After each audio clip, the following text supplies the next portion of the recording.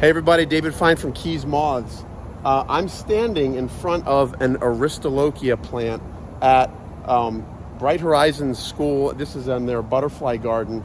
And what I wanted to do is I wanted to just take you guys on a quick little walk and show you what happens, how nature regulates populations. And so this plant is very, as you can see, is very well established. It goes all the way down the fence, goes all the way up. I think the stem of it is right over here somewhere, and it goes all the way along the fence on that side too. And this plant right now has, I'm gonna say there's definitely hundreds, there may be thousands of caterpillars, eggs. I mean, they're literally everywhere. And as you can see, I mean, they are literally everywhere. As you can see, guys, the leaves, they don't look so hot. You know, the pipe vine is being decimated. The Aristalochia is being decimated by the caterpillars. And right now, these guys are walking around looking for fresh growth because there is no fresh growth on this plant. It's all being consumed. And so everywhere we look, we're seeing caterpillars, big caterpillars, and I'm gonna show you guys a bunch of stuff right now about how this plant protects itself and ensures that the Polydamas Swallowtail has a generation to come. And I believe, guys, that bird wings and other papilioids in this group, the same thing happens. So I'm gonna show you guys some cool video. I'm gonna show you guys a lot of caterpillars. I'm gonna show you guys some potentially hard things to see, but I wanna show you guys something to expect when butterfly gardening.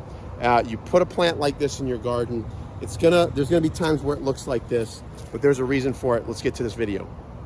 All right, Polydamas Swallowtail. Yeah, he doesn't like me touching him. He's got little osmeteria that he pops out there. Now, this plant, guys, is a toxic plant if you were to eat it, and it actually smells. And especially if you start cutting it, you can smell the plant.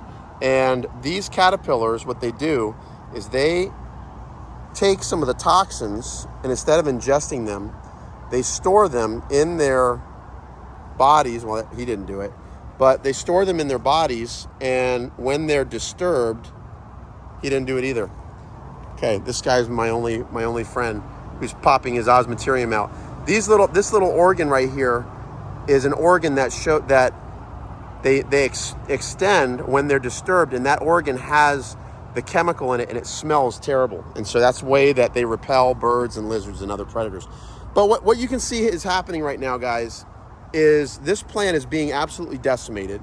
There's caterpillars absolutely all over. They've eaten all of the new growth. The plant can't keep up. It can't produce enough new growth because there's too many caterpillars. And if you've had Aristalochia in your yard before, or any of these Dutchman's pipes, you'll know once the Polydamas Swallowtails find it, it won't be long before your plant looks like this. And a lot of people struggle with that idea because they want beautiful plants. But I want to give everybody an idea about something. The reason that you put butterfly plants in your garden isn't to have pretty plants. I mean, you get pretty plants sometimes, but most of the time, the reason that you're putting butterfly plants in your garden is to give the caterpillars, the baby butterflies, something to eat. And that's exactly what this pipe vine is to the Polydamas Swallowtail. It is a plant that they have, that they eat, the caterpillars thrive on, they do very well on. And the problem is they kind of eat themselves out of house and home, as you can see. So what happens is, at a certain point, the plant needs a breather. So in order to continue to survive, what the plant will do, once all the new growth is gone, the plant will put out toxins. And what happens is, as it puts out toxins, what we see is we start seeing sick caterpillars and sick chrysalis. And I'm going to show you some of these right now, real quick. Okay, so I'm starting to find some now. So now the once the plant starts to put out toxins, the caterpillars don't do well. So this chrysalis right here is actually not doing well. It's actually sick. You can tell by when you kind of bend the abdominal segments, you can see that, oh, yeah. Well, that's what happens. The black abdominal segments are indicative of a sick chrysalis. And so what happens is the caterpillars try to finish their life cycle, but as you can see, the plant has other plans because the plant needs to have new growth. Now here's a fresh chrysalis.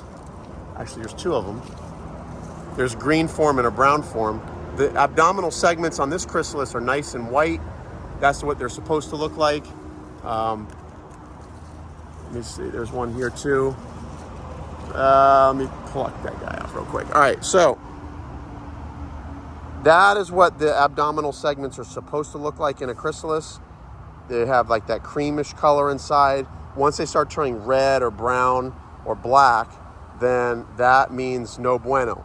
The other thing that happens when the caterpillars start becoming sick, for some reason, they become more prone to parasites. And a number of these chrysalis have holes in them.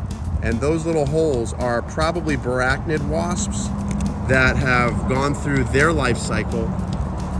There's another holy chrysalis. They've gone through their life cycle inside of the chrysalis of the swallowtail. And it just doesn't, they don't do well. And they obviously kill the caterpillar, they kill the inside of the chrysalis before popping out. But that is part of the deal. And I want to encourage anybody who might be, starting a butterfly garden, and you put a plant like this in your garden and you get frustrated because, in a few short weeks, you start to see all the leaves gone. There's no more flowers. It kind of looks ugly. It looks like it's dying.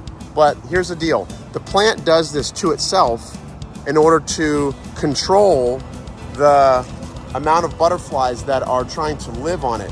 Right now, there's too many butterflies on this tree, and this is this plant's way of surviving. So it's going to do this to itself.